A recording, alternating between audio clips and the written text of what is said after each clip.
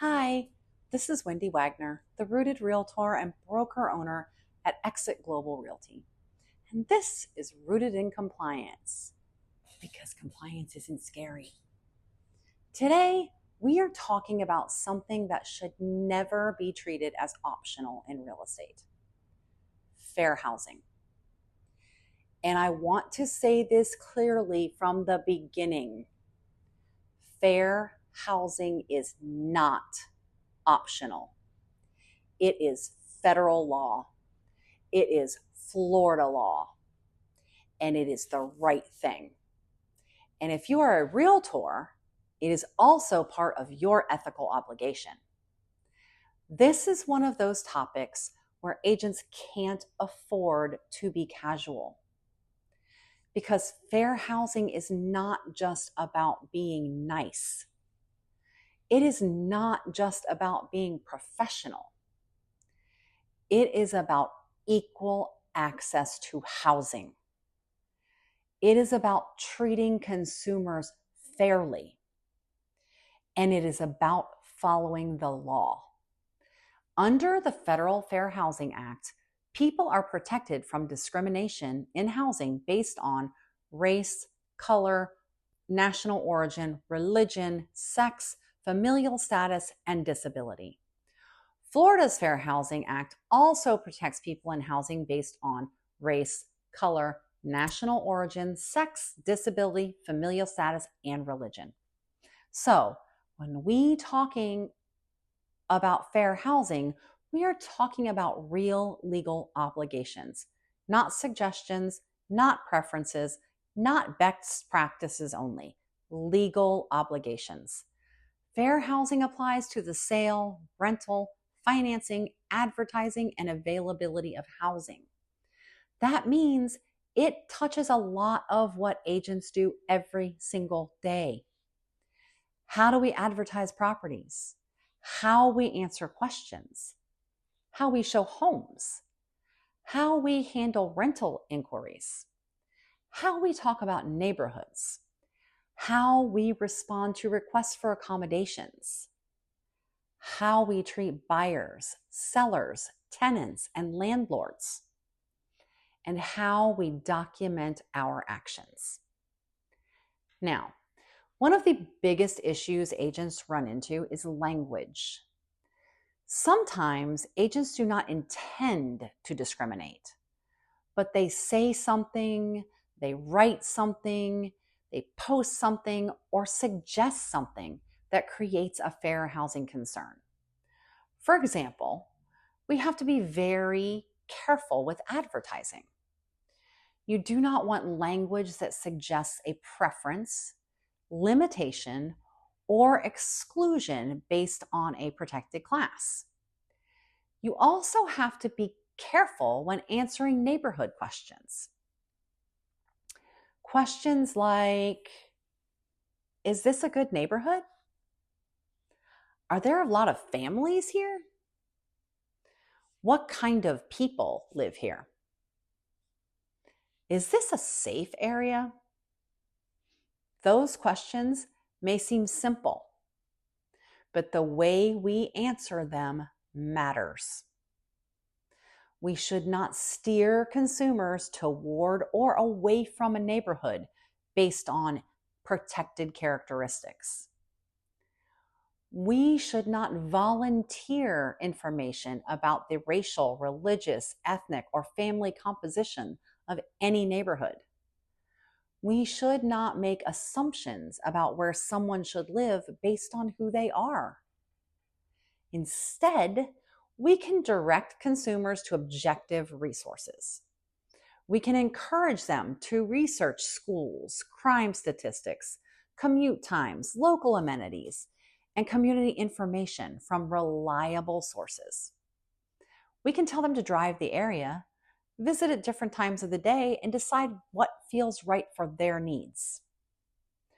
But we should not make the decision for them. And we should not guide them based on protected characteristics. That is where steering becomes a problem. Steering can happen when a real estate professional directs, influences, or limits a consumer's housing choices based on a protected class.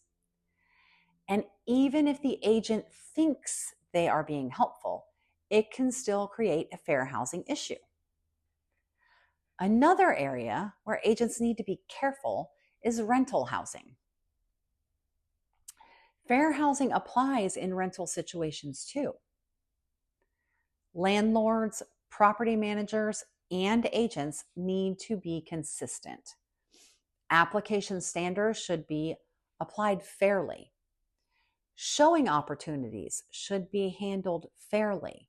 Availability should be represented truthfully. And applicants should not be treated differently because of a protected class.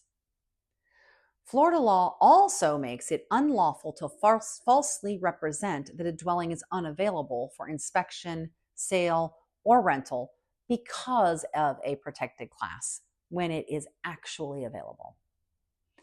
That means honesty and consistency matter. Now, let's talk about disability-related requests.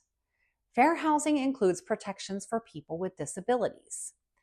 That can involve reasonable accommodations or reasonable modifications when required by law.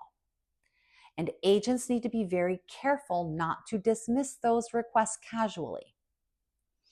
If a tenant, buyer, or resident raises a disability-related housing issue, do not guess. Do not give a quick answer just because you think you know. Check with your broker. Follow your brokerage procedure. And when appropriate, legal counsel may need to be involved because these situations are fact specific.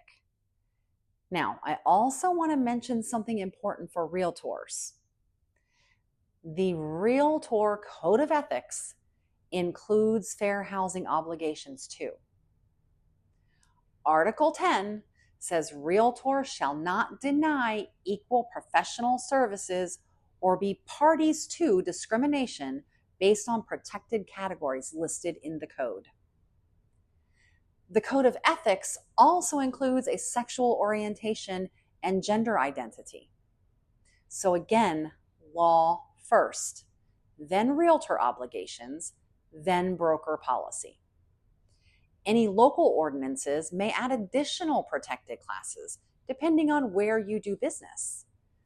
That is why I say this all the time. The law gives us the baseline. Your broker's policy tells you how your brokerage handles it. But local rules, realtor obligations, MLS rules, and brokerage procedures may create additional responsibilities. So agents should not assume that one simple list answers every fair housing question. Now, let's make this practical. How do you stay safer from a compliance standpoint?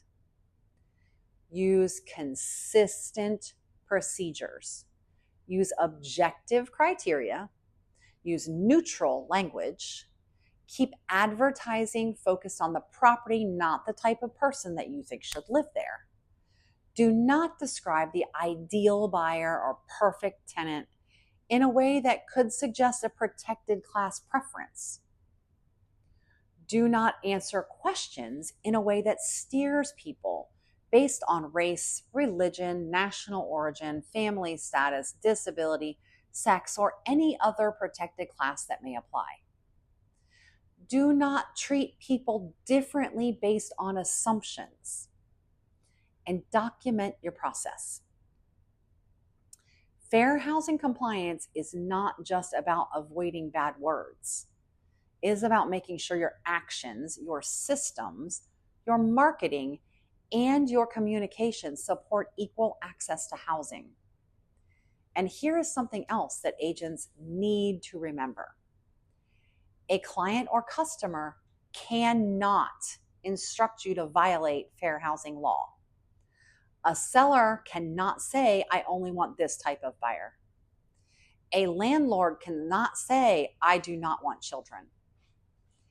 A client cannot ask you to market in a discriminatory way. And if someone asks you to do something that could violate fair housing laws, the answer cannot be, well, my client told me to.